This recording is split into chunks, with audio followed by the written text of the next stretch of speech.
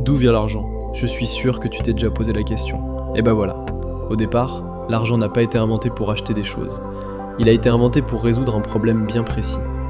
Au tout début de l'histoire humaine, il n'y avait ni billets, ni pièces, ni banques. Les échanges se faisaient par troc. Oui, je sais que tu sais ce que c'est. Du blé contre des animaux, des outils contre de la nourriture, du travail contre un abri. Mais ce système avait une limite évidente. Il fallait que les deux personnes aient exactement ce que l'autre voulait, au même moment, au même endroit. Impossible à tenir à grande échelle. Alors vers 600 avant Jésus-Christ, une solution émerge dans une région qu'on appelle aujourd'hui la Turquie, le royaume de Lydie.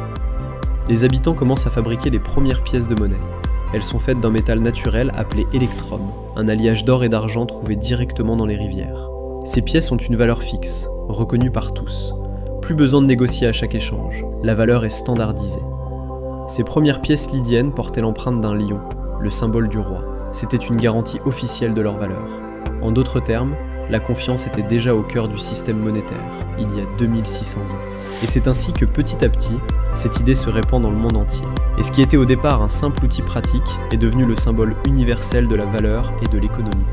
Alors dis-moi, tu penses que dans 50 ans on utilisera encore des billets ou tout sera numérique? Partage ça à quelqu'un qui pense que l'argent a toujours existé. Et dis-moi en commentaire, tu es plutôt cash ou tout par carte?